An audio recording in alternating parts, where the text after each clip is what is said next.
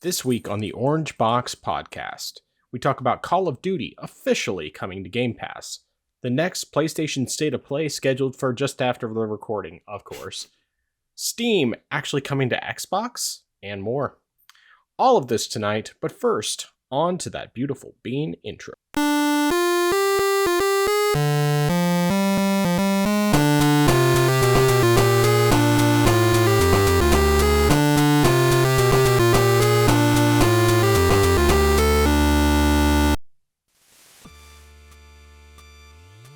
Welcome to the place where PC and console gaming talk combine. This is the Orange Box Podcast, episode 34. I am your host, the man whose poor man's whitelist includes native resolution over upscaling in PC games and refers to all his electronics as he, Nathan, also known as the Frozen Gamer 87. And joining me, as always, the man who blacklists and will abort any game running below 60 frames per second, nukes anything that is not part of the PC master race, and refuses to be a slave to Windows, Justin, better known as I Am Zeracon. How you doing today? How's your week been? My week, it's been not bad. Of course, there was Memorial Day, had dinner with my mom, did some cooking for her, so definitely enjoyed that. Just over the past weekend though, or actually I guess I should backtrack. The week beforehand, for some crazy reason, something popped into my mind, something I had not thought about or recalled a long time ago, were these Christian comic books that I saw or also read as when I was younger. One of them was called Armor Quest, which is pretty much an allegory for the full armor of God. Mm-hmm. And so I remember how I bought the first volume when that came out, and I was looking forward to the second one when that was eventually going to come out. But it never did come out, apparently, just because I had seen talking about pre-ordering it, but it never actually officially came out. But I went back and saw that there actually was a full bundle of all the issues, so I went ahead and found that on eBay. I bought that and read that. I'm a bit sad though, because that collection is only in black and white, and whereas the original ones, that, or at least the volume that I had, that was in color. Okay. So I don't know why they didn't put the full collection in color instead of just being black and white, but it's good to finally actually have the complete story now. Although I will think one thing is funny though, is that there is a character who I think is colorblind, because he asks about which dragon is a blue one and which one's a red one, so I guess I'm sharing in his plight in this matter here. But then the other one was called Archangels, and this was called the Fall Trilogy, and it pretty much is talking about the fall of not only with I guess the heavenly host, with as far as like when Lucifer led his rebellion, but also the fall of mankind through sin, and it's taking the place of the eyes of Michael, and going through like from that story on to Jesus' sacrifice, and to sort of like a new beginning, because now that man can have a relationship with God, and through the sacrifice that Jesus made. So it definitely was good, because I didn't read that one, but partially because of that one was slightly more mature, just because of some of the depictions of demons, and so that I was kind of too young for that at the time. But yeah, I did enjoy actually finally able to read that. So those were good. But work week though has been pretty slow, so I do enjoy that aspect of it. That's good. Yeah, my week has been kind of all over the place. Definitely had some busier days, and Saturday actually made sure to take the day to rest, because I always try my best to have one day on the weekend when I'm not doing anything. And thankfully, my wonderful wife and my kids got the house all cleaned up before we hosted on Monday, so didn't have to deal with that over the weekend, which was really nice. But yeah, we did for Memorial Day. We did Chinese, or well, not Chinese. We did Asian food. So I made Japanese curry, and my sister made some chicken fried rice. And then my other sister made something that wasn't Asian at all. It was just like angel food cupcakes, and she made like a lemon. What's the stuff called? It's lemon curd. That's what it is. Lemon curd.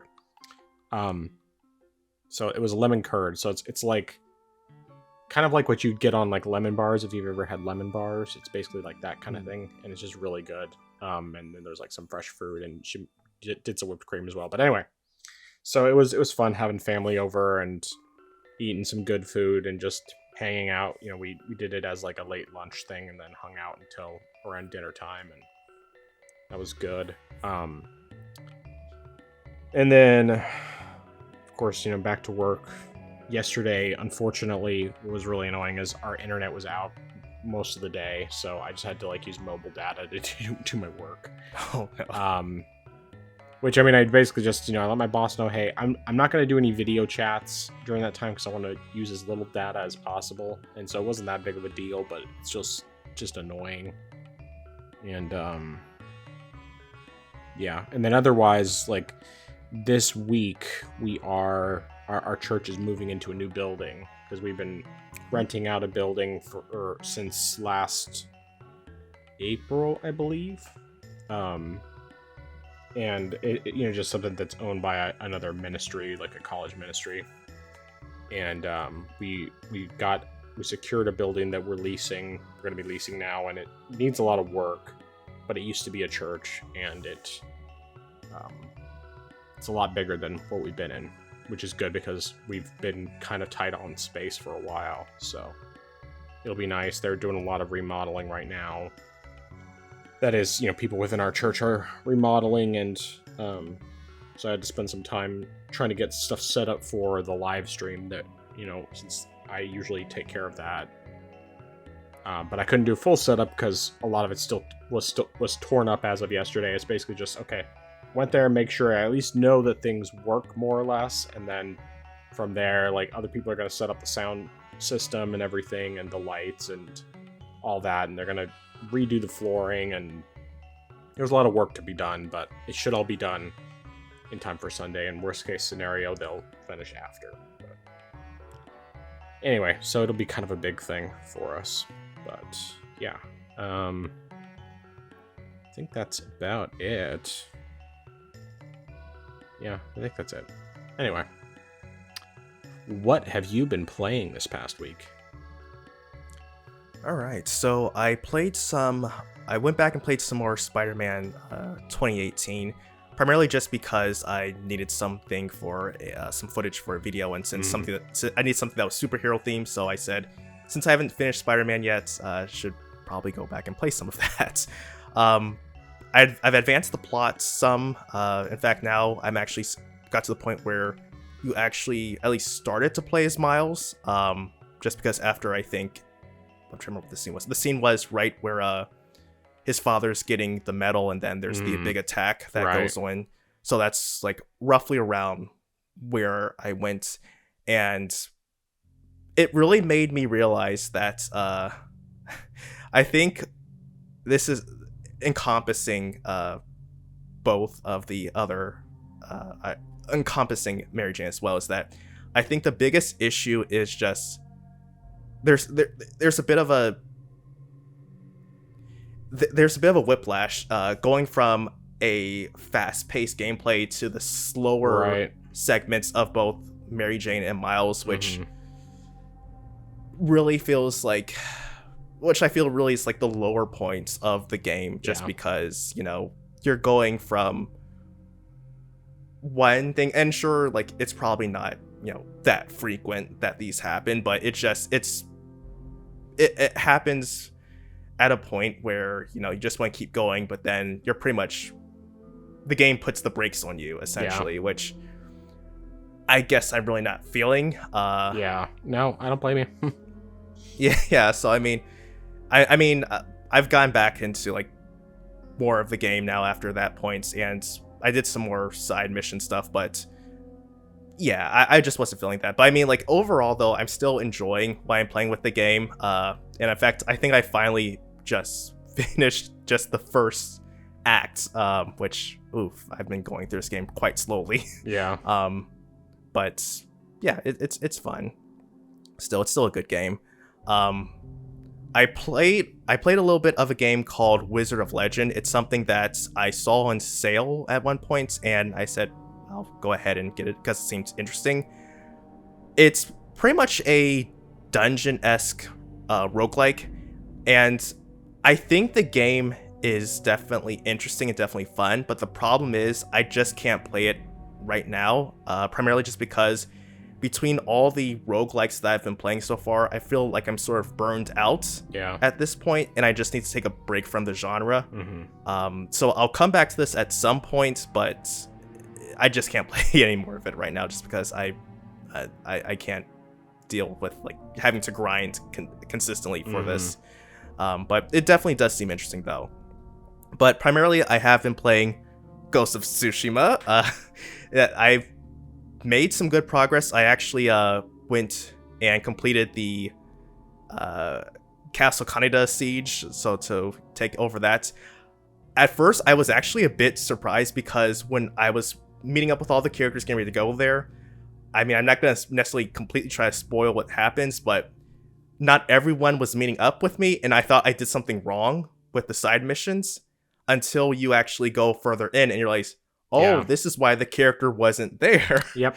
And wow, I did not see that coming. And yeah, I mean, and now I'm looking at the map now after seeing how we have to go up further north, and I'm saying there's a lot of stuff up there to do. I mean, just seeing all these side missions and continuing with the other characters' quests like Lady Sadako, and also with the Sensei Ishikawa, just like continuing their stuff. And there's also some other stuff. There's this new character, the warrior monk, who he's got missions, and so there's definitely so much more that that definitely can be done.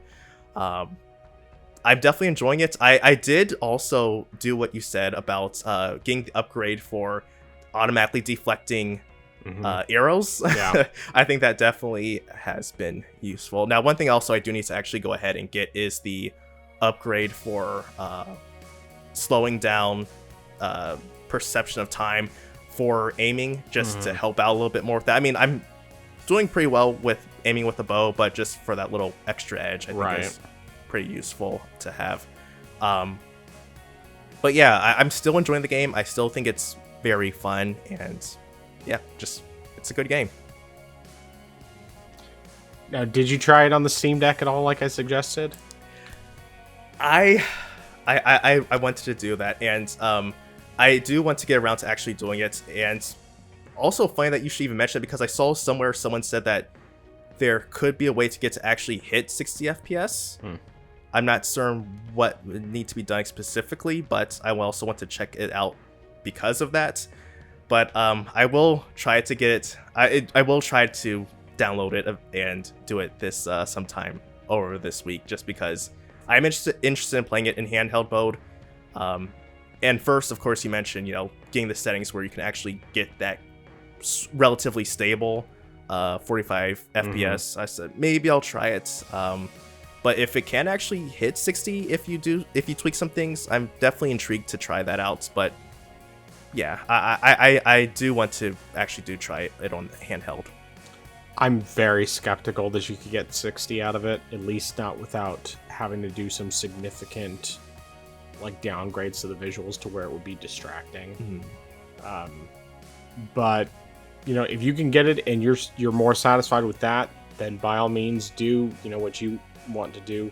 For me, 45, it's it's not as good as 60 plus, but it's way better than 30, and I can still mostly get really good visuals out of it, so you get that nice in-between spot, whereas with Horizon couldn't even come close to that. So, but hey, if you can find it out and it's actually decent, you can let me know about it. I'll check out whatever those settings are and see if it actually works, but I'm very skeptical, because it just seems like that's the kind of game that you might be able to get 60 in some situations, but I just can't imagine that it would be able to maintain that very well. So either way, but yeah, I definitely am ready to hear your thoughts on that, and just I mean, even if you say that you don't, that it's not for you, that's perfectly fine. I want to hear your opinion, because I definitely was like not really a huge fan of the idea until I tried it out, and I was like, oh, this is actually nice. This is way better than 30. I mean, it's not as good as 60, but it's better than 30. So, all right. Well, as for the games that I've been playing, I did get and start playing Paper Mario: The Thousand Year Door. Mostly I played it so my kids could watch, but I mean, of course, I wanted to play it anyway. So I do have some mixed thoughts on this. Now, in terms of visuals, it is beautiful. It is a beautiful looking game. It's definitely a massive upgrade visually from the original game. No doubt about that. However, the fact that it's at 30 definitely hurts. I wasn't sure if it would bother me that much, and I didn't think it would. Watching it at 30, it's not that bad, but playing it, it's definitely more noticeable. The biggest thing is the timing on those timed like jumps and blocks. I remember I had issues with that on Sticker Star for what I played of that as well, because that one's also at 30. But yeah, it definitely is a problem. Now, I will say that it's better when playing in handheld mode or playing with a wired controller. But when you're playing wireless, at least with the Pro Controller, the input delay is enough to where it's really hard to figure out the timing. And it's frustrating to have that, because while it's not absolutely necessary because it's not a difficult game, it's still just really annoying to not be able to figure out what exactly the timing is for those jumps. So it's like, okay, anything with the hammer, no problem. Those ones that's an easy timing window to get. But the jumping and the blocking can be more tricky, and that becomes annoying. But that being said, I still love this game. It's fantastic.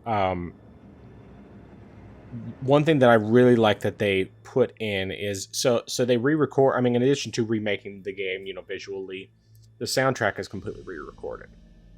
However, I'm not really a fan of the new recordings, at least of some of the songs. Like the first town you go to, Rogueport, it has a really iconic song to it, and I don't like the way that the re-recording sounds. But the nice thing is very early when you're there's a shop that you can find where you can get a badge that doesn't use up any badge points, and that lets you just use the original GameCube soundtrack the whole time. So, oh, nice. As soon as I found that, I was like, oh, I want this, and I clicked it. I tried going back and forth a little bit just to give the new soundtrack a chance, but I just kept coming back to, I like the GameCube soundtrack better. I just feel like it fits better, and I mean, it's possible if I spent some more time with the new version of the soundtrack that it could grow on me, kind of like Crisis Core did. But Crisis Core, I don't feel like it was quite as dramatically different. But anyway, so yeah, I was really glad that I could put on the original soundtrack, because a lot of the songs are just really good, especially Rogueport. That's one of my absolute favorite songs from Paper Mario. But otherwise, let's see here. I'm trying to think if there's anything else of note with the game. I mean, it's interesting. I think that it probably looked the best when I was playing it either in handheld mode or on my 720p TV in the living room, which is funny. I wouldn't have expected that, but it might just be because it's lower resolution. I don't know, but either way, I mean, like I said, it's a really good looking game. It's just that frame rate really hurts, and it makes me sad. Because, yeah, most of the time it's not a big deal, but it's just noticeable enough because of the fact that I played the original game in 60. And I didn't think it was going to bother me that much, but it does bother me a bit. However, that being said, I still played all the way through the prologue and the first chapter, and my kids loved watching it, and I'll keep playing off and on, at least enough for my kids to watch because they really enjoy that. Separately, I don't have any footage recorded, but I did play some Mario Party Superstars with my boys. This is the first time we've actually played that together, so that was pretty fun. Definitely my middle son needs more practice because he still isn't quite getting the buttons. I think it's just because he hasn't played nearly as much and he's still younger. So either way, I mean it was still a pretty good time. We got to play about like half of the board on Saturday, and then did the other half of it I think Monday evening. Yeah, that's right. So that was good.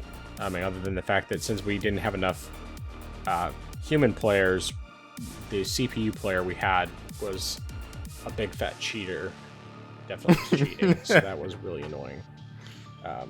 Not quite as bad as like in Mario Party 2, when it was just complete rubber banding and it was nonsense, but it was still annoying at times. It's just like, oh yeah, we're gonna make him able to do things that are obviously superhuman, not possible by any normal person. And anyway.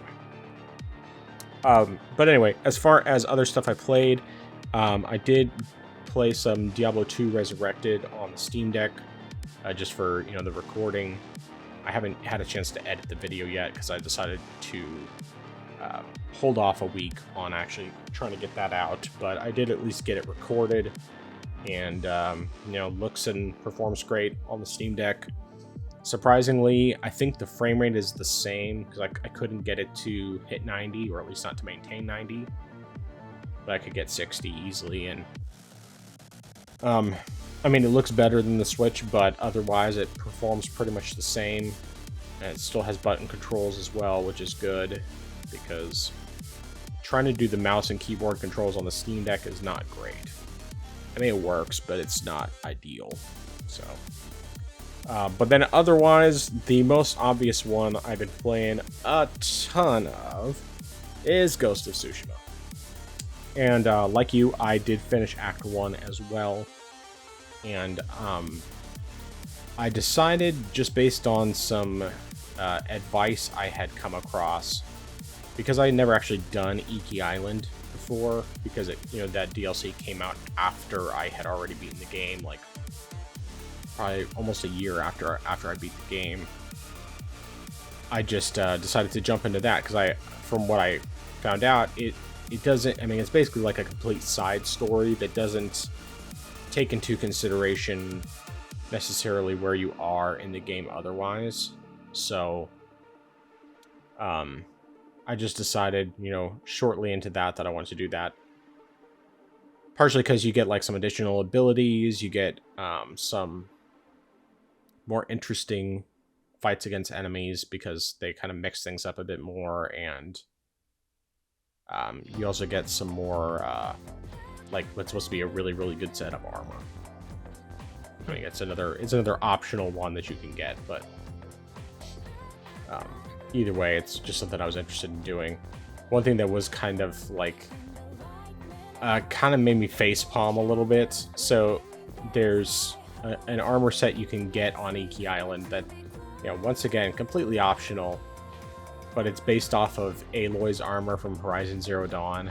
And I mean, it's not exactly the same, but it's similar enough, and it doesn't look good on him at all. I mean, it's not exactly the same, but it's very clearly inspired by that. And yeah, but the bit I played on Iki Island was cool, and I plan on just going through the entirety of that before I get back into the rest of the story stuff, because I still have some stuff to do in the starting area, handful of quests and side stuff, and then I have all the rest of the stuff that's in on the second area, and onward from there. I did go get the Clan Sakai armor though, so I did that before I went to Iki Island,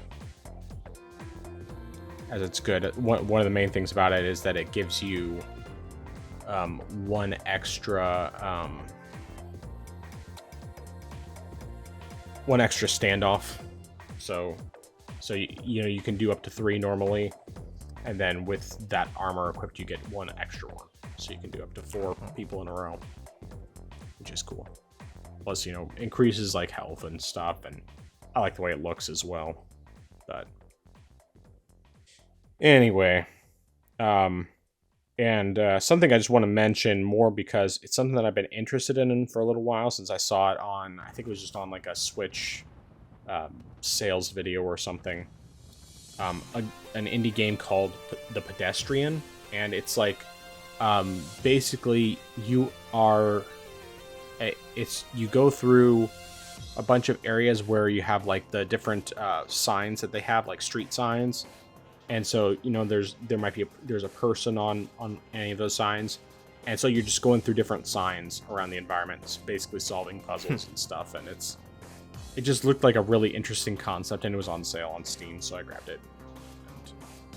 And, I haven't played it yet, but I did download it just before we started, so that way I can maybe play a little bit tomorrow and or over the weekend, depending on how much I decide I want to play. Oh, and one last thing. I didn't record any footage because I played for like 10 minutes today. I ended up going into the office today because of I just decided I'd rather do my office days Wednesday, Thursday instead of Thursday, Friday. But I forgot to do the cloud sync for my Ghost of Tsushima save, so I couldn't really play that, and unfortunately in the office, number one, the work network, Steam is blocked, so I can't access it. I can create a mobile hotspot on my phone, but when I do that, the signal in the office is very poor. So I get basically just a basic LTE connection, which is very, very slow, and I couldn't even download like a basic shader caching update, or my save, and so I gave up, and I tried playing Death Stranding for like 10 minutes, but it was just, I wasn't really wanting to play that at the moment because I didn't feel like I wanted to get into it. I just wanted to download my save and then continue playing Ghost of Tsushima, and I couldn't do that. So on the off chance that for some reason my save didn't properly copy over when I did my sync this afternoon for Ghost of Tsushima, I might play The Pedestrian tomorrow during lunch. But we'll see how that goes. But yeah. So, the Iki Island DLC, you can start that at any point?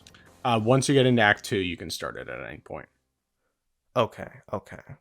So you are at the point, since you finished the castle, you can go to the location that starts that quest.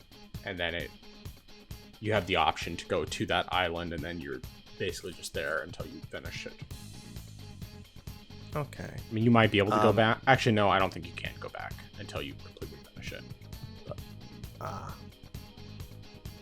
my guess is. I guess when. Sorry, I'll say my guess is that probably you just have to finish the main story for that island, and then once you finish that, you can go back and forth as you wish. But anyway, go ahead. Okay. Yeah, and also just one more question I had was, so how is it that people are starting already New Game Plus? Because I had seen some people, or at least something that popped up for achievements about buying an item in a New Game Plus, and I was curious because isn't that something you get after you beat the main campaign, like New Game Plus mode, or can you start like in New Game Plus mode? So, sort of. One thing that I've noticed seems to be that if you pre-ordered, then you get the because it's the director's cut, you get items that that you would get normally if you got to New Game Plus. Because like I had access to like one of the horses, I believe, and then maybe a set of armor that I wouldn't normally have access to until New Game Plus, something like that. And as far as I know, that's all it is. But then also, if anyone actually has like the achievements, for up to New Game Plus, then it would probably be because they transferred their save from PS5. Because you can transfer the save from PS5, just not from PS4. Okay, yeah, that answers my question then, because I was really curious about that. I was wondering, how are people getting New Game Plus already?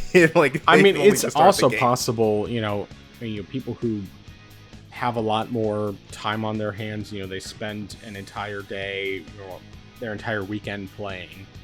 They're not getting together with family, whatever. I mean, the game's been out now for a couple weeks, so it seems quite doable from that standpoint.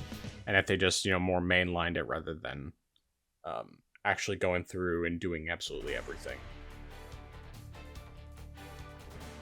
So, yeah. All right. Anything else before we start talking the news? No, sir.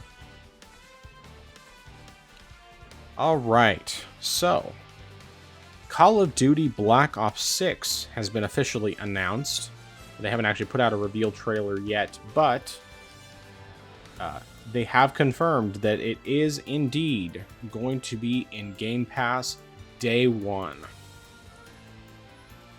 And, of course, there's lots of different reactions to this across the internet, between some people saying that this is a win for Xbox, other people saying that this is going to lose them so many sales, and some saying that, it's a move of desperation because if they do this is just their last-ditch effort to save Game Pass, and others, recognizing that it's more like this was the reason why they got, one of the main reasons that they got Activision Blizzard in the first place was so that they could put Call of Duty in Game Pass. But anyway, your thoughts? Yeah, this is something that makes sense. I mean, from what has happened so far, Microsoft has put their first-party titles on Game Pass, so since by proxy, this is an Xbox or Microsoft title, it makes sense that it would go to Game Pass as well. It is, I mean, I guess kind of funny seeing how you could, if you're on PlayStation, you're essentially going to be paying $70 to play the game, whereas you could just pay, what is it, like $12? I think it's gone up in price, so I think it's $12 and you can play the game. Granted, you don't own it, you're just, essentially renting it, but you can still play the game for less than full price at launch. It definitely makes sense. I mean, there are definitely people who will like this, who will enjoy it. I think if you're someone who is a die-hard COD fan, then you probably won't necessarily do this just because you probably want to actually just buy the game. Especially if you're the type of person who's primarily a Call of Duty player, so you're probably just gonna go ahead and spend the $70 on this, even if it is on Xbox, and you might just skip Game Pass and just buy it instead of just having to constantly pay the $12 per month. But I mean, I definitely am not surprised that it is coming to Game Pass. It's not a bad thing, if people want to play it there, especially if you're someone who might not have been playing Call of Duty in, say, a long time, and you think, well, I don't necessarily want to spend the money on a new Call of Duty, but since I already have Game Pass, I might as well put a couple hours into this, see if I like it or not. So from that standpoint, it definitely is, not a bad deal there. I mean, of course, it's not something I would use. I don't use Game Pass, but for people who do use it, that's game for you right there. Right. Yeah, it's one of those things where there's multiple facets to it. I mean, of course, you have the reality that some people are going to specifically go for Game Pass, either because they're already subscribed to it or because they see it as a better value, because technically they can get by spending, anywhere from 10 to, I think, current top tier, I think Game Pass Ultimate is like $17 or $18 a month. So, they see it as, okay, I can play this, and then, I have access to all these other games in addition to this, whatever. Then there's others who, they are just going to decide that they're going to subscribe to Game Pass so that they can have access to this game and then all the other games. Then there are people who, of course, will just straight out buy the game regardless. They'll recognize, rightly I might add, that they'll be spending less money by buying the game full price than they would if they were just going to be continually subscribing month after month after month to pay for this, at least if they're only basically using it for 1 or 2 games. And there are people who literally all they play is Call of Duty. Or, they play like Call of Duty and Madden, maybe FIFA, or, well, I guess it's FC now, Football Club, but regardless of what any of those situations might be, this is one more value proposition for people, potentially a way to gain more subscribers. We'll see if it actually does, whether or not it moves the needle. But even if it doesn't move the needle, the reality is the game will still sell on PlayStation. It will still sell on PC. And some people will probably, because of the fact that they don't have to spend anything extra to do this because they're already subscribed to Game Pass, they'll spend more money on microtransactions. And that's where Call of Duty makes the majority of its money anyway. So, it was interesting. There's this thing that's gone around. A guy who worked on StarCraft 2 had 2 years working overtime to put this game out. And a single skin for I think it was like a sparkling unicorn or something like that for World of Warcraft made more money in 2 years than the entirety of StarCraft 2. Wow. And I mean, it was like $15 for the skin or something like that. But I mean, people do that. And, I will admit, I have spent way more money on cosmetics in Destiny 2 and even Destiny 1 to a lesser extent than I am willing to admit. But it was also a game where I was like, okay, I've invested a lot of hours into this game. I don't see it as a problem. Now, I haven't bought any in quite a while because I just kind of got to a point where I'm not playing this enough to justify continually buying these microtransactions in addition to paying for the full fat version, which is what I've been doing for years. But even with that being the case, Call of Duty is still going to make money no matter what. I mean, now, yes, you could technically say that, okay, it's losing money by going into Game Pass because that's lost game sales. And in some respects, yeah, you aren't incorrect in saying that. But if people, I think that there are a large enough number of people who will subscribe to Game Pass for Call of Duty, will play just Call of Duty or a very minimal number of games within Game Pass. And then some people who, they'll subscribe to Game Pass, they'll forget they're subscribed. Or they'll just stay subscribed just in case, even if they don't necessarily use it, to where Microsoft, yeah, initially they're going to lose some money, but over time they're going to easily make it up. And I think that that's really the strength of Game Pass. Now, of course, right now their subscription numbers are still really low. A lot lower than what they want them to be, because I think they said it's like around 34 million, and they want it to be around 100 million.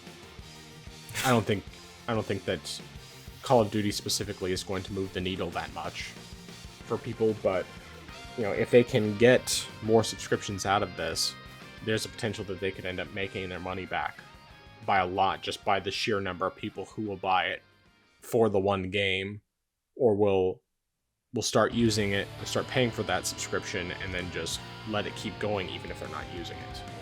So either way, I think that it's not going to have as negative of an impact as people think. And I do think that a lot of the people who specifically get it through Game Pass are just going to end up spending a bunch of money on microtransactions to where realistically Microsoft's still going to make a huge amount of money off of this game. But I think that's about all I have to say on that. Yeah, same here. All right, so now we have some interesting news. So we had already heard previously that some of the co-founders of Rocksteady had left a while ago to start their own studio. And recently, they have actually, and this is according to Insider Gaming, so this developer that started as a spin-off of Rocksteady Games, called 100 Star, has reached an agreement with Xbox to develop a new single-player action-adventure game. It's the first game the studio it's the first game that they're putting out. We don't have any real information about it apart from the fact that it is, from these people that it's going to be a single-player action-adventure game. And most likely it's going to be years before we see anything. But considering the fact that a number of these people are the people who brought us the 3 best Arkham games, 3 best Batman games, really, I'd say that there's a good chance this is going to be great. I would assume that because of the fact that they left right near the end, right before Suicide Squad dropped, that they weren't really on board with the direction that the studio was going, and so they wanted to spin off and do something better. Anyway, your thoughts? This is a very interesting situation here. I mean, we, of course, don't have a lot of details, so it's really trying to take the history of the company and, trying to formulate our own ideas about that. So, like, the fact that this is a single-player action-adventure game, and also a AAA game at that, it really makes you wonder, is this going to be maybe a licensed IP type of game? Or is it going to be something that is completely new altogether? Could we even get something that might have been discarded? Like, for example, could this studio try to resurrect Scalebound, for example? Like, I really want to. I mean, of course, as you mentioned, we won't get any new information for quite a while, but it really makes you think, what could they be doing? And also, another thing I'm wondering is, even though Xbox is funding the game,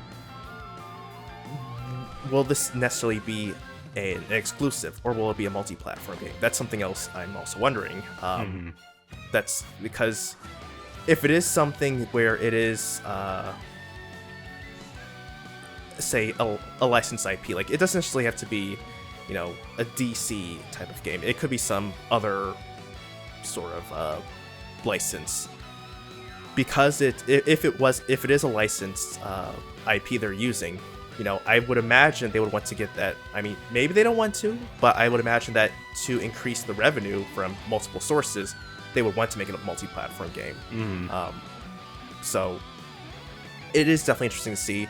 I am definitely interested, though, just because it is the original people from Rocksteady. Yeah. So, getting those, the people who, as you mentioned, gave us the best Batman games, just to know they're making this new thing is really exciting, and I do want to see more. I do want to hear more, because this is a new chapter, especially, if you mentioned it, as you mentioned, if they left right around the development of Suicide Squad because they were not satisfied of where things were heading with that, I definitely am all on board for that then, and I definitely want to, see what they're doing.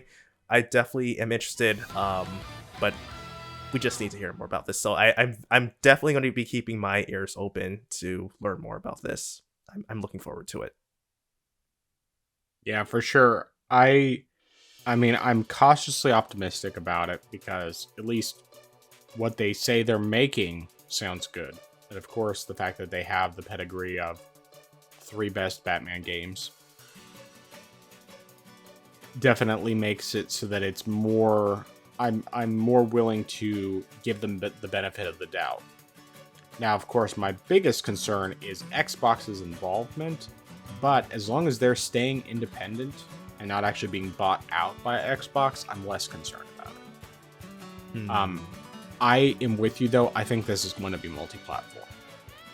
Minimum, it's going to be Xbox and PC day one, and then maybe later to PlayStation. But it's very possible that they'll just do it day one to everything. Even potentially Switch 2.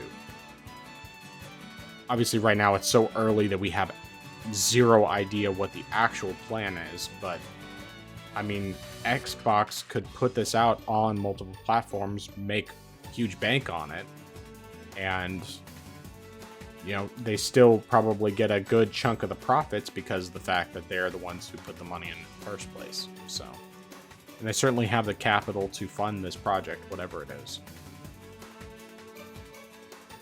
So we'll see what happens, but like I said, cautiously optimistic. I just figure that it's going to be a long time before we hear anything at all about it. So, yep. All right. Any other thoughts on that? No, sir. All right. So we got an announcement officially today that there is going to be a PlayStation State of Play, as has been rumored for a while that there would be one in the month of May. It's just barely meeting the cutoff there. In fact, it's actually in the UK, it's at 11 p.m. that it's going to be airing. So it's like, well, I guess, yeah, there's still May 31st. But even still, it's like cutting it even closer to the very end of the month. Of course, by the time you hear this recording, it will have already aired. I very likely am going to do a stream to react to it. Of course, if you're available tomorrow evening, I would love to have you join me. That is you, Justin. If you're available. If not, no biggie. But it's going to be airing at 5 p.m. Central Time, 6 p.m. Eastern Time. So depending on whether or not you're home from work by that point, I don't know if you're able to. But yeah, I might be home by that point because I don't work the late shift tomorrow. Gotcha. So like as long as like my train doesn't have any delays, I should theoretically be home by 6. Okay. But we'll see. All right. Well, you can just keep me updated on that front. But either way, we have no idea what's going to be at this. Typically, State of Plays don't really focus on first party. And we already know that at least through the rest of this fiscal year, there are no planned new releases. I can't remember. I don't think it was actually new releases. They said it was not new releases, but anything new from their IPs, or at least... I probably just need to look this up. But while I'm looking that up, do you have any thoughts in terms of like things you'd like to see at this, or predictions? So question, you said anything new from their IPs. What if it's, say, a remaster? So like, for example, there has been the Until Dawn remaster that's been rumored. So do you think something like that wouldn't show up, or because it is a first party game, or because it's not completely new that it's something that could show up? Well, that's something I'm not quite sure about. Now, one thing I will note here is what specifically was said. See if I can find it. Something that's not IGN or Polygon. We'll say Digital Trends. Okay. No, that's not the one I'm looking for. Okay, so from Paste Magazine, something I've never heard of, but it's not these other publications. They said that there will be no big first-party releases for the PS5 for the remainder of 2024. We can only expect first-party releases after the end of the fiscal year, which is March 2025. So... No big first-party releases. My guess is that would not include remasters or remakes. It would just basically be nothing like new. Like they probably wouldn't do, for example, Ghost of Tsushima 2 or the next God of War, the Venom game, whatever. I don't think anything like that is going to be released. That doesn't necessarily mean they wouldn't tease something or have some sort of trailer. But there's not any clear indication that they would even do that much, because typically state of plays don't focus as much on first party stuff. So I don't know. We'll see what happens tomorrow. So in that case, then, okay. So in that case, I probably will just go out on a limb and say maybe we could see Until Dawn remastered. Saying, hey, this is coming to PS5 and PC. Right. Maybe there'll be a release date. I don't know. Maybe something. Maybe around fall of this year.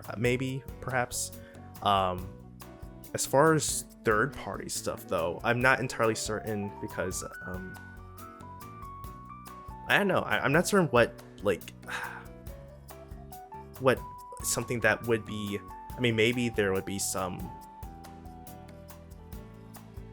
that's been ported, something that hasn't come out on PS5. I mean, granted, I think it probably has come out by now. Like, maybe they'll say something about V Rising, since that was supposed to be getting a PS5 port. So that's something. I mean, granted, I know the full version. I think actually, let me see, because I think V Rising already came out. The 1.0 version released on Steam and Xbox, so it probably already has come to PlayStation. Okay, no, never mind. Apparently it still hasn't come out yet, so that could be showing up there tomorrow as well, because I do know that there is supposed to be some newer DLC for the game, so that could be showing up. I feel like there also was another game that is coming out in June that possibly could be revealed there as well, or shown at tomorrow. Actually, no, never mind. The game I think about actually is just Kingdom Hearts. That's what I'm thinking about. Yeah, I honestly am not too certain about what I think could be showing up tomorrow as far as third-party titles go, because I feel like with seeing so many remasters and remakes, my mind just automatically thinks, yeah, we'll just see it like this game remastered, this game brought out. I mean, if they wanted to say, like, here's the PS5 version of PS5 remaster of Gravity Rush 1 and 2, and also coming to PC, like, right. If they want to do that, that would be great. I wouldn't mind that. And also, I mean, technically that's not a major first party game anyway. I mean, something like that. If they wanted to say, hey, we're going to be bringing over some of our AA titles, I mean, technically, if they wanted to say port Shadow of the Colossus, like, that would be great. Yeah. Just do a Japan Studio bundle. Yes, that would be great. Although I guess technically the Shadow of the Colossus remake was made by Bluepoint, but it is originally a Japan Studio game. So. Yeah, just do that. Maybe even say, hey, we're having Ico remake as well for that. Just toss that in there. But yeah, like, I honestly can't think. Now, one thing though, this doesn't count because it's a third-party game. Like, I've saw a couple places about a potential Dragon Quest 5, or I think it's 5. I can't remember if it's that or 3. A remake for one of the older Dragon Quest games. That was announced a while ago. So okay, never mind then. Yeah, it's an HD 2D remake. Okay, so maybe they'll show that off there, possibly. But yeah, I honestly can't think of too many other titles, though, off the top of my head. Now, of course, I obviously have zero clue what's actually going to be shown there. My guess is it's going to be like their typical state of play, where it's just like nothing exciting at all. Or, whatever is exciting is like stuff that's exciting to me, but not to anybody else, because that seems to be the way it goes. course, I was excited about Helldivers 2. I thought it looked great, and a lot of people were really mad on that, and then it ended up being huge, and I didn't end up buying it. But I mean, I didn't buy it more just because it's like I wanted to play it, but I knew I wouldn't have time for it. So, but I do think that. So I think we'll probably have a bunch. I think we'll probably have at least several, whether it's a sizzle reel or just like short snippets in general of games that we already know are coming. Like, for example, they could very well do a brief thing about the Final Shape expansion for Destiny 2, which comes out next week. They could do Shin Megami Tensei 5 Vengeance, because that comes out at the end of June, or well, the 21st. They could do something like Shadow of the Erdtree for Elden Ring, since that's obviously already been announced and I think gotten a couple of trailers now. So, you know, they could have stuff like that. We could see something from Black Myth Wukong, because that one's been kind of like in limbo for a while in terms of not actually having a release date. Or actually, that one might actually... I think that one does have a release date now. I think that they said it's coming on August 20th, if I remember correctly. I might be wrong on that. I might be mixing it up with a different game, but I'm pretty sure that one's supposed to be coming this year, so they could show something with that. I think the Until Dawn remasters is likely, and we already knew that was coming to PS5 and PC, because the trailer that they did for it, either the last State of Play or, you know, the last time, whenever they showed it off officially, after, you know, the rumor that it was coming, it did say PlayStation 5 and PC at the time, so there's that. You know, of course, I do think that there is the potential, however unlikely, that they could show off some remasters in general that are coming, because none of those would be considered major because they're all remasters. And, you know, most of this is pipe dreams, you know, not expecting it to actually happen, but, you know, like Infamous Second Son, they could, you know, do that. Because that would be a great game for them to bring to PS5 and PC, especially because the original version was uncapped in terms of its frame rate, or at least it was on the PS4 Pro. It probably wasn't uncapped on the PS4, but anyway. So, you know, they could do something like that. Of course, I mean, God of War Ragnarok, even though that'll be coming to PC for sure, and it's probably going to be one of the next ones that's revealed as a new port. It's already on PS5, so they wouldn't be... Probably if they were going to announce that would be separate from the State of Play, since it wouldn't also be coming to PS5. The Gravity Rush games, of course, would be fantastic, but you know, even if they only did Gravity Rush 2, but I'm not really expecting to see anything about that yet. I think that that's one of those things that it's going to be... They will show it... They will announce it whenever they're ready to actually show off the movie, and not any sooner than that. Or, you know, unless they're going to do like, they'll announce, oh, these games are coming to PS5 and PC, and here's a little teaser trailer that's more complete than the really janky looking one that we saw some months ago, which obviously was completely unfinished. As some more unlikely but not impossible, that Final Fantasy IX remake that's been rumored for a while, because that was in the NVIDIA leak, so we know it's a real thing. There's been numerous other sources that have said this is a real thing, and that it's supposed to be very much true to the original game, like in terms of being a faithful remake versus a Final Fantasy VII remake where it's something completely different. So there's potential, however slim, that could be shown. Another one, however slim, Kingdom Hearts 4 could be shown. Yeah. I mean, Kingdom Hearts has a long history with PlayStation, so it would make perfect sense for them to show it at a PlayStation showcase. In fact, I think that's where Kingdom Hearts 4 was announced, was at a PlayStation event, whether it was showcase or a state of play. I'm not positive on that, but it probably is what happened. And considering the fact that, you know, they're releasing the rest of the Kingdom Hearts games on PC, on Steam on June 13th, it would be perfect timing for them to show it off and be like, coming to PS5. I mean, they wouldn't necessarily, I mean, if they were going to show it in a PlayStation State of Play, they wouldn't say it's coming to PC at that time, because it's not a PlayStation first-party game, so there's no reason for them to mention that. But I could see it very easily be that they have a little more of a trailer for Kingdom Hearts 4 in the PlayStation State of Play. All they mention is PS5.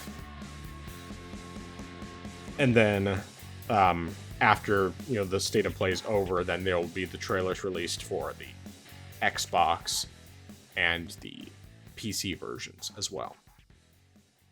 That's just my theory. Whether or not that would happen tomorrow, who knows? But I think that's what's going to happen with that. Beyond that, I don't know. I mean, the reality is I would not be surprised in the least if almost none of the predictions I made actually happen, because that's typically how it goes, and I've just learned not to assume anything, not to assume anything, except that I will probably not find it all that interesting. I will probably just be like, meh, whatever. A couple games that are interesting, but nothing super exciting. But, I don't know, we'll see what happens tomorrow.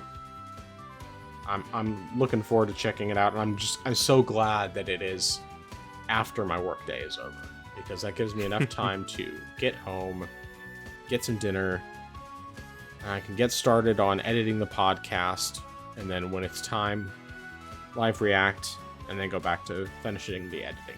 So, yeah. Any other thoughts on that?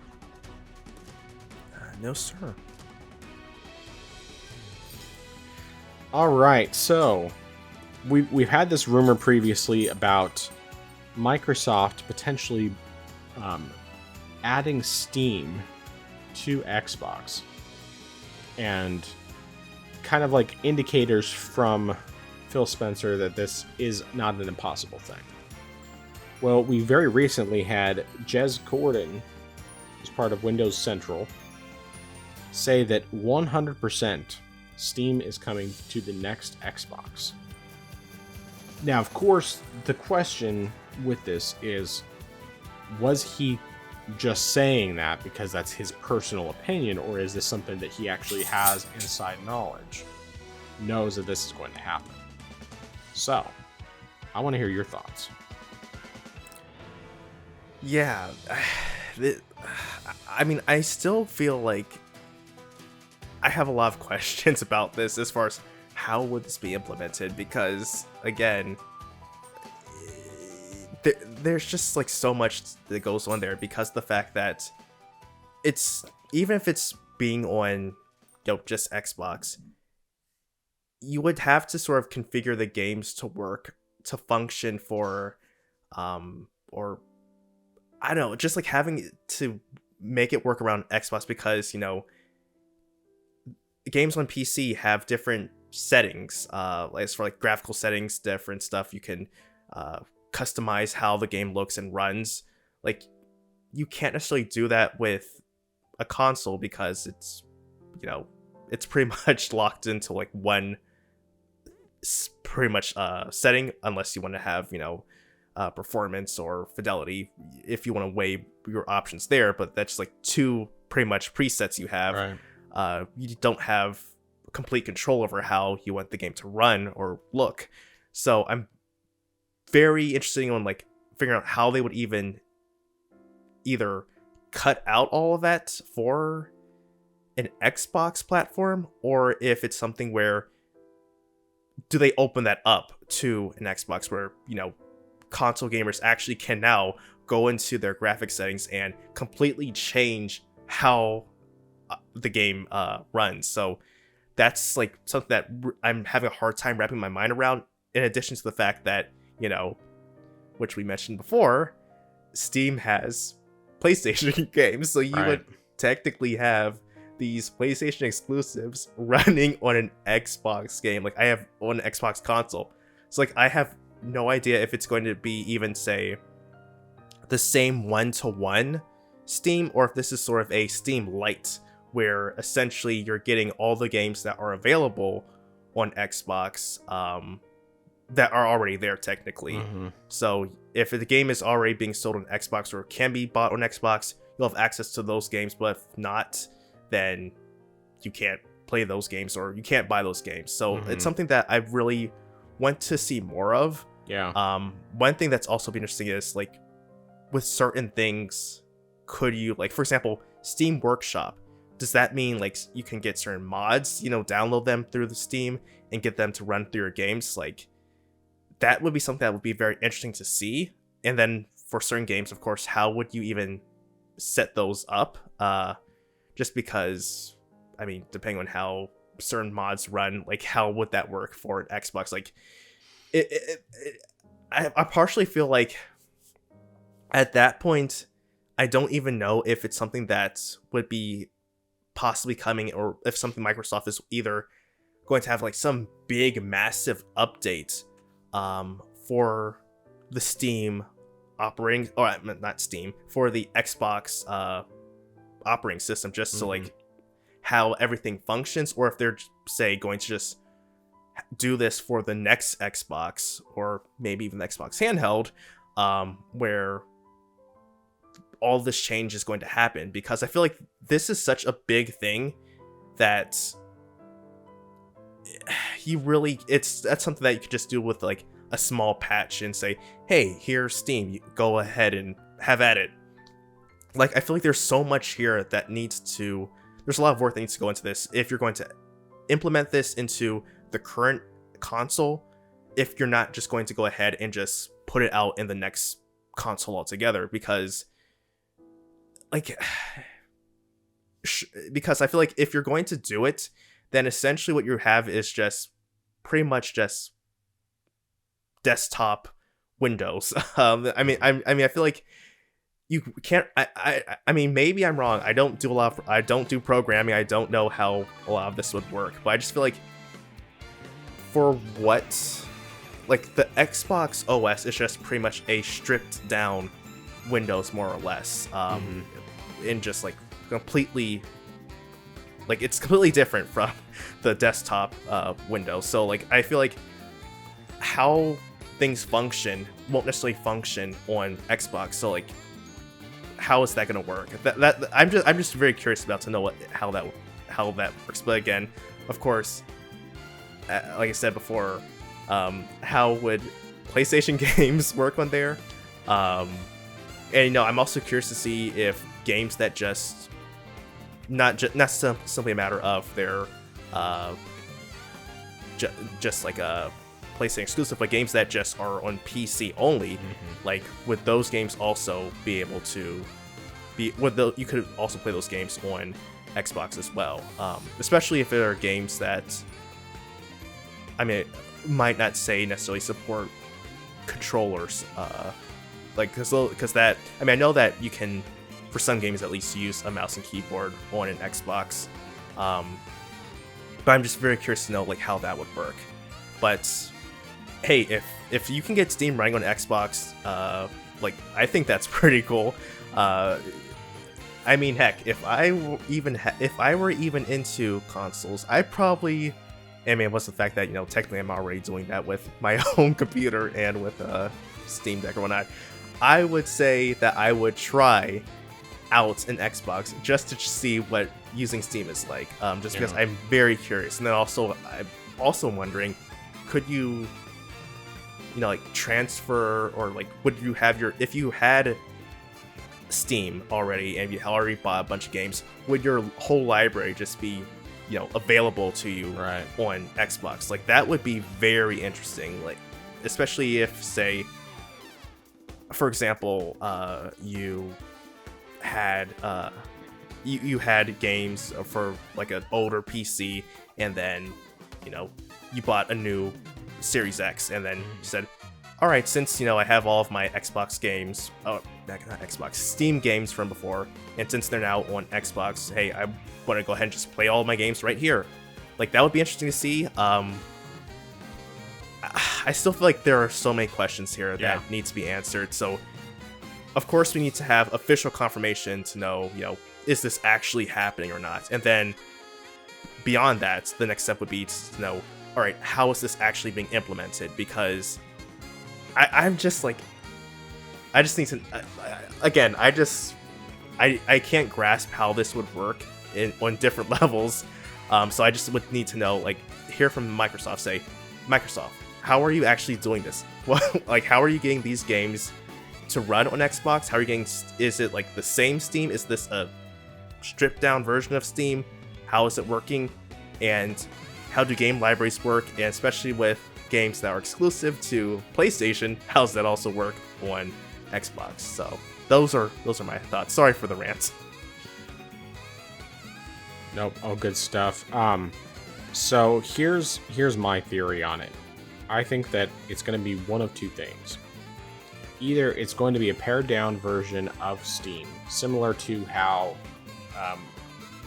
on PC when you get Game Pass, you don't have access to every single game that they have access to on Xbox, because there are some games that are just have never been ported over to PC.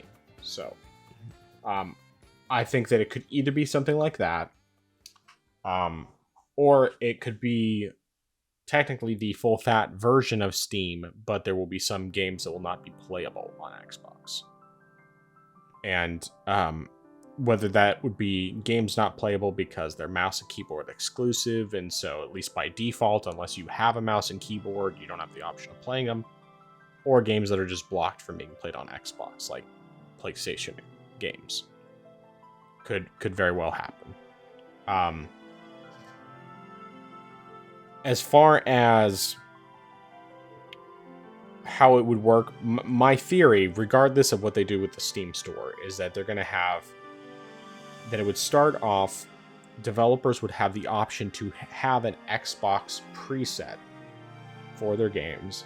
So any game that automatically is given a patch for an Xbox preset, as soon as the person boots up the game from Steam on their Xbox, it would automatically detect this is an Xbox. We're just going to use the default Xbox settings. Now, that may or may not be something that they could modify. I think it would be great if they actually gave people the option. Most people wouldn't want to touch it, but for those people who, like, if they knew that they had the option, they might try it out and be like, okay, well, I could use better performance, or I want it to look a little bit better. I don't care so much if it, runs at 24 frames per second. That's perfectly fine with me because it's more cinematic. But it's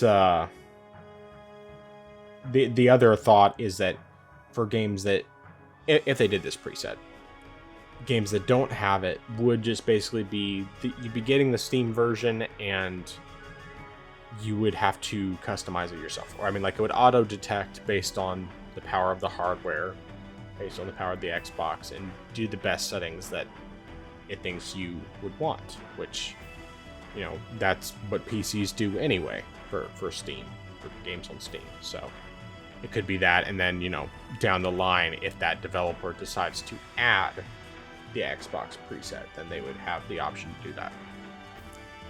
Now, obviously this is all theoretical because none of this is confirmed by Microsoft, and the best we can do is just guess on what they would do. But I do think it would probably be one of those options if it were to be the case. I could see another potential thing is that Microsoft could work out a deal with Steam to where Steam could sell Xbox games on Steam. So basically, but it would be basically just when you're on the Xbox, you can buy the Xbox versions of those games through Steam, but you can potentially get better deals because you're buying it through Steam. Either that, or it would be something more along the lines of like Green Man Gaming, where you're just buying the key and then you input the key on the Xbox store, and then you would be able to play the Xbox version that way. So at least that's my theory on the matter. But anyway, none of this is confirmed, so we'll just wait and see what happens. New Xbox probably wouldn't be announced until next year at the earliest. Sometime late next year would be my guess. Could just do another Game Awards announcement, 2026. and then it comes out 2027, or Game Awards 2025 comes out 2026, whichever.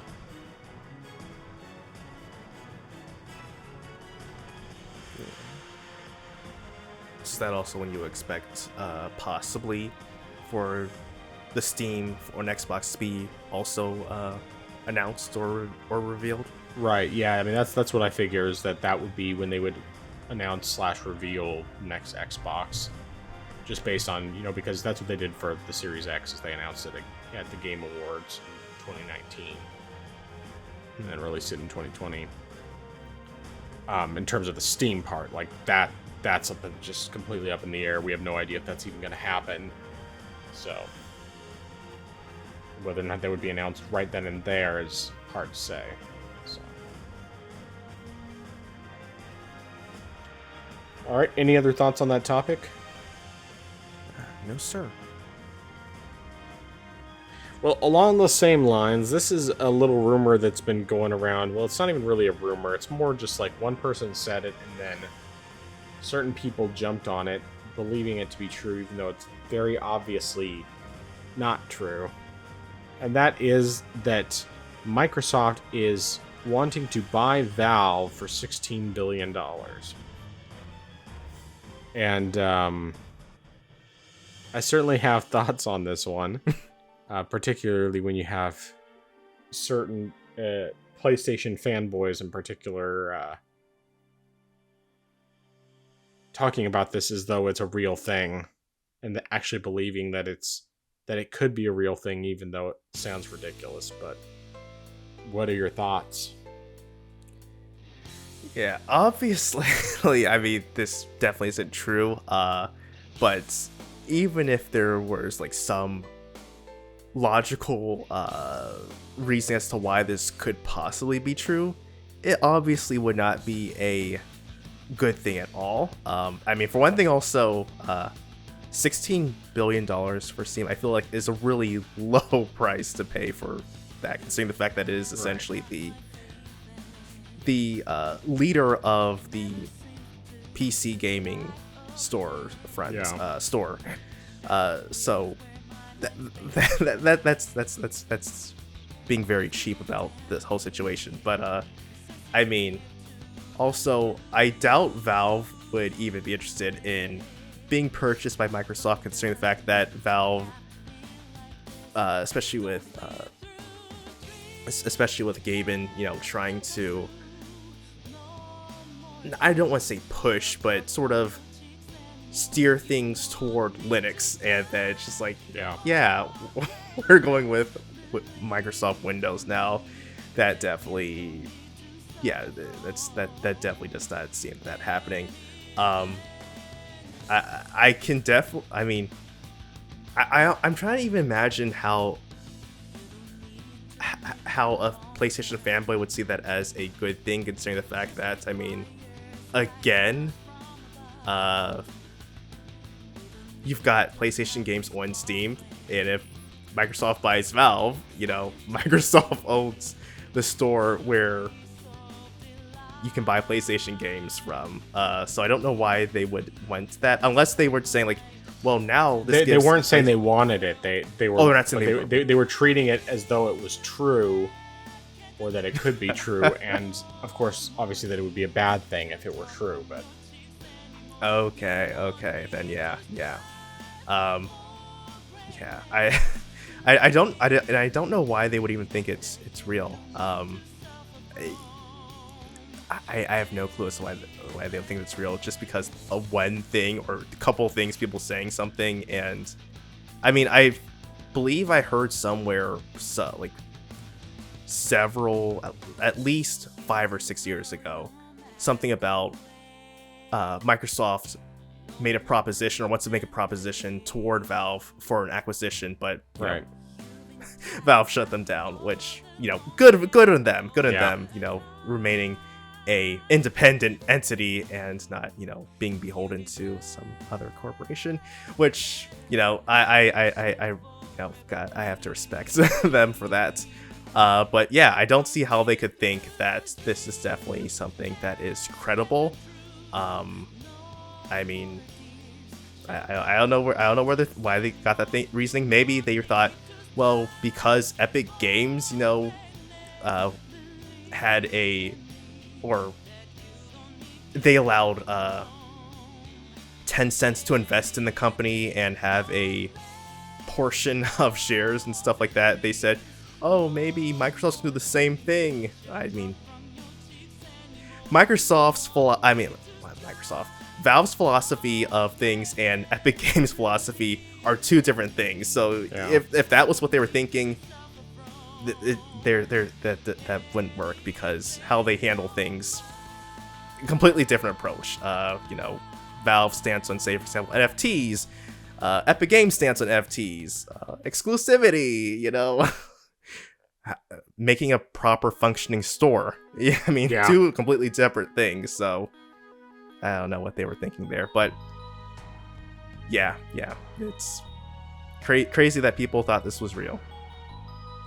I can only guess that the reason why they gave the rumor any credibility whatsoever is because they hate Microsoft so much.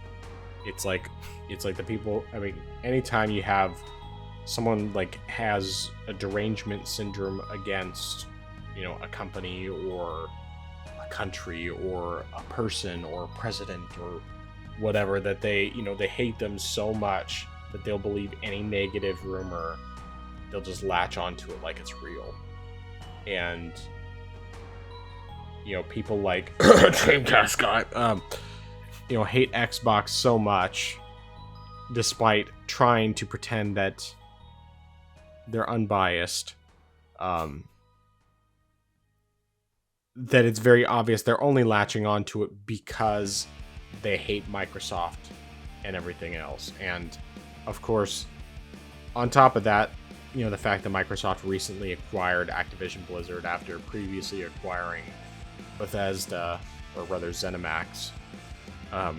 It's just kind of like they're letting the paranoia get the best of them and believing these things, even if they're obviously nonsense, because Microsoft cannot afford, well, I shouldn't say can't afford.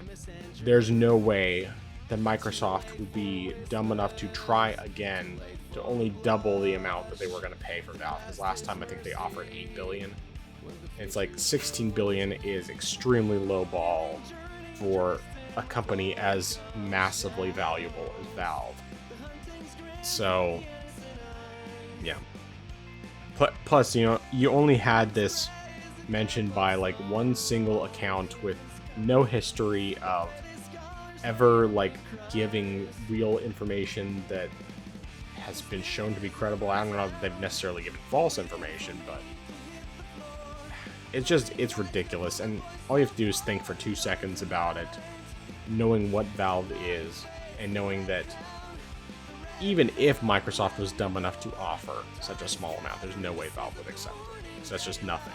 It's like they're worth so much more money. Yeah. Anyway, I thought it was funny.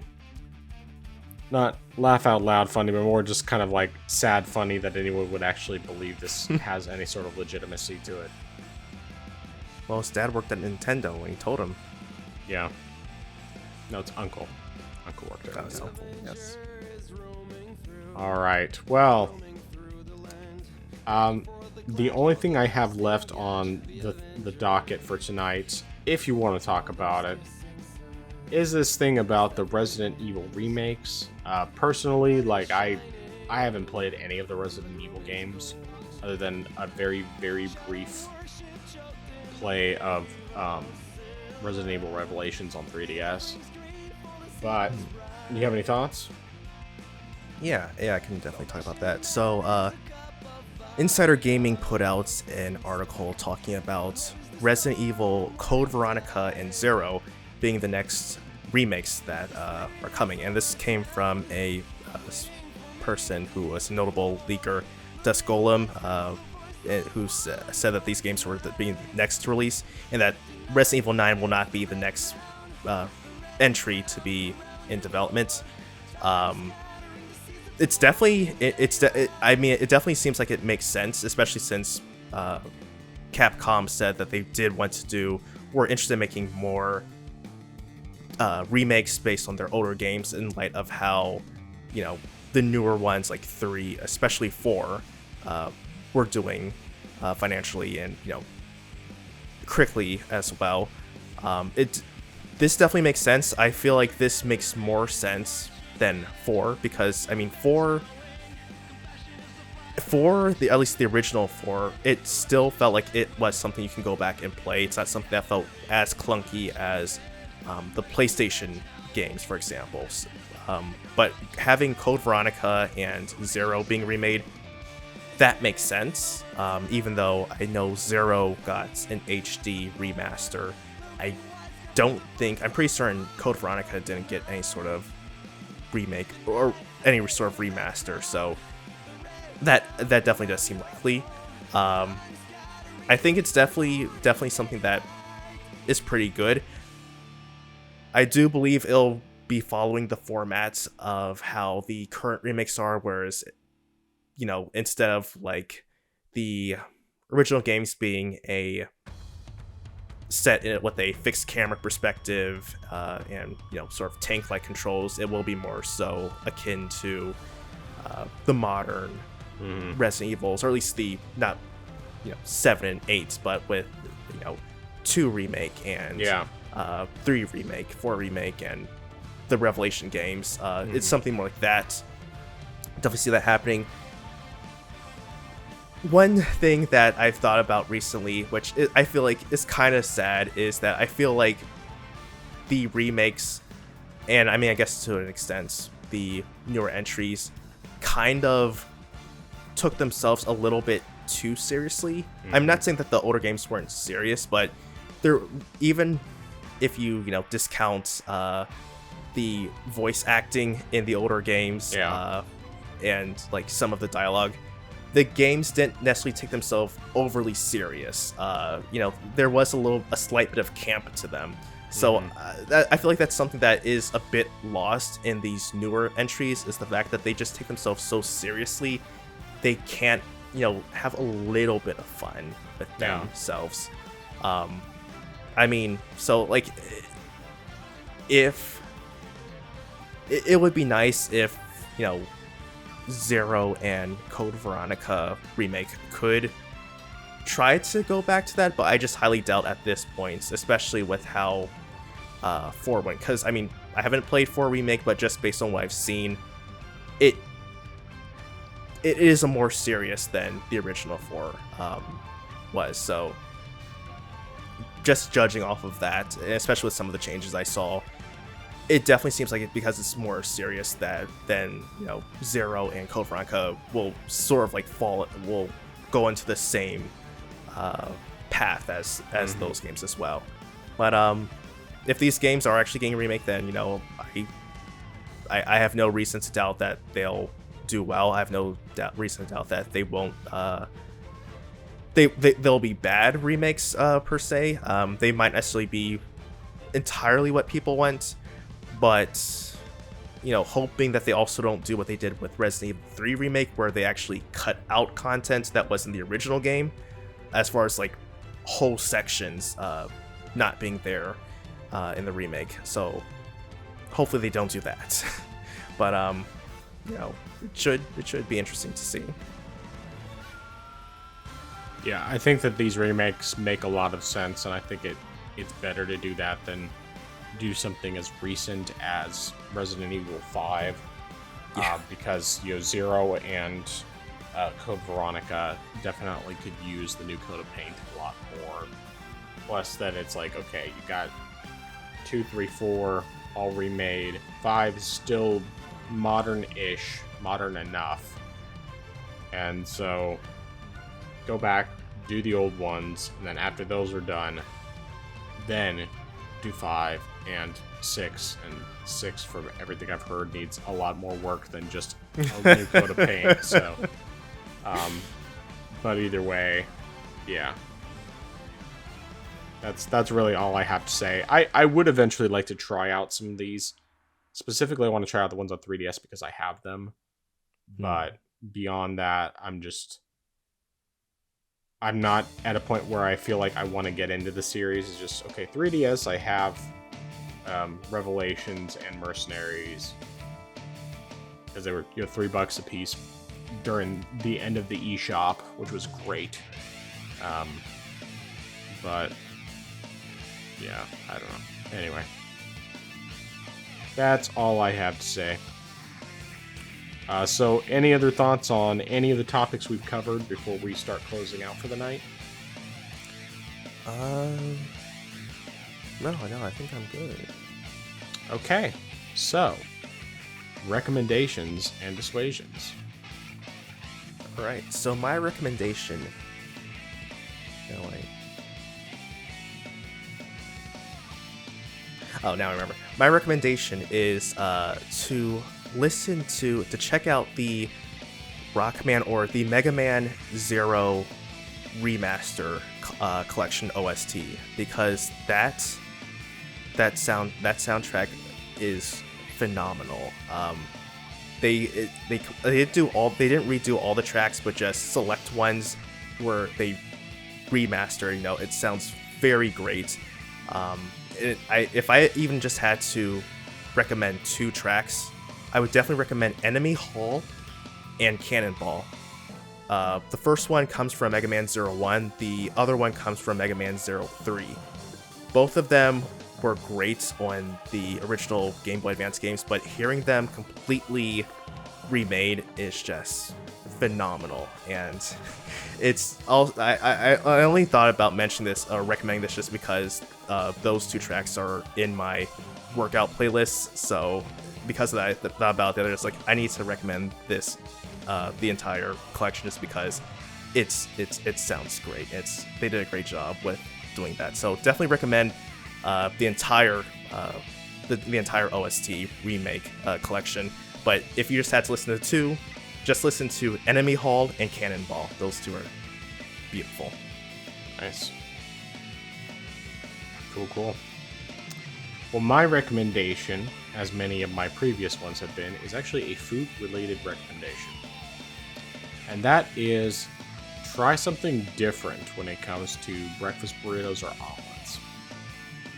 I decided the other day, because I wanted an excuse to use my griddle, to make an omelet on the griddle, and I put some leftover Japanese curry inside of it, and it was quite good. So I did the Japanese curry, some rice, and just, eggs for the omelet, and it was a good combination. I mean, they already do fried rice omelets in Japan, so it's like, well, might as well try it out. I mean, I'm sure that probably in Japan they've already done it before, but for me it was just something I wanted to try, and it was good. So, yeah, that's it. Just try something different. Even if it sounds like a weird combination, occasionally you'll find something that's like surprisingly really good. All right, dissuasion. My dissuasion is if you're going to be taking a nap, or if you're going to sleep in general, don't happen to sleep with, or especially if you're happen to be lying on your stomach, do not sleep with your legs hanging over the bed, just because I learned this the hard way when I was taking a nap this week. When I got up, my legs were just so straight that bending them was quite painful for a good 10 minutes. So make sure you're all the way on the bed. Don't be partially off the bed, because if you're that way for roughly an hour or so, it's going to hurt when you try to move again. I've never slept on my stomach. At least probably not since I was a baby or something. But that I could see how that would be a problem. I do have a funny story though, related to sleeping on the edge of a bed. So this is going back now 15 years. When I first got married, at that point, my wife and I had never shared beds with anyone before, other than the rare occasion we had to share a bed with a sibling or whatever, like while traveling. And so our wedding night, and don't worry, there's nothing graphic here. My wife, she had always had like a full-size bed, so she would always sleep in the middle of the bed. I had gotten used to a twin-size bed. That's what I had grown up with. That's all I ever had. So for me, it wasn't really a problem. Okay, I just stayed near the edge, or at most the middle, but twin size isn't that wide. And so for the first, I don't know, it's probably at least the first night, maybe first couple nights, she would be sleeping right in the middle of the bed. And so I had like this much space on the edge of the bed that I was trying to sleep on. And of course, keep in mind, I'm, at the time, I'm probably more than twice the size of my wife. Yeah, definitely more than twice her size. And I was, probably about 30, 40 pounds heavier than I am right now. So, it's like, I'm like this huge guy trying to sleep on the very edge of the bed. And my wife is taking up the rest of it. I mean, thankfully we were able to get past it. And of course, it's like, it's not easy figuring out how to share a bed with someone when you're not used to it. And I mean, now we've been married for 15 years and we've long gone past that. And, back then, of course, I used to snore because, I just did. It wasn't until I lost some weight that I actually stopped snoring. And my sleep apnea stopped as well, which is great. But anyway, so, it's one of those things that if assuming you get married someday, you'll find that it's very interesting learning how to share a bed with someone when you've never done that before. But anyway, very random, but it came to mind because of your thing, and I figured nothing inappropriate about the story. It's just funny. Anyway, my dissuasion is that if you are going to be playing a game between the PC and Steam Deck, do not forget to sync your saves before you leave, before you go somewhere, because you could end up in a situation like I was today where I didn't have the ability to get my saves synced up, and so then I couldn't play my game. I ended up, after trying for a while, I ended up just rage quitting because it's like, I couldn't do anything about it. It was going way too slow. There was no way I was going to get it done in time, so I ended up just doing a short lunch today because I didn't have time to play anything, and so I gave up. But anyway, so yeah, don't forget to do your syncs for your cloud saves before you leave your home or before you leave a place where you have an internet connection you can use. So that's all I got. That's a very valuable tip. All right. Well, where can people find you? They can find me on my channel. I am Xeracon. That's IAMXERACON. So youtube.com/@IamXeracon. Earlier, today, or at least as of the recording of this video, I put out a video which was a response to a video I had seen last week, which is talking about why having a secret identity would not work in real life. So I pretty much added on to that, along with my own ideas as to why it wouldn't work in real life. But yeah, that's what I did this past. That's what I put out this past week, or today, I should say. I have an idea about what I'm going to put out next, but I've been delaying this topic for so long. I don't know if it's going to end up being delayed again, so we'll see if it actually comes out next week or not.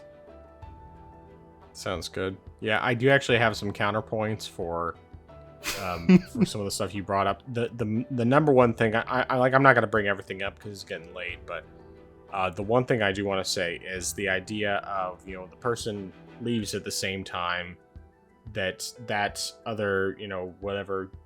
I mean, that the hero happens to show up in this other location, or that they leave town at the same time that the hero happens to not be around.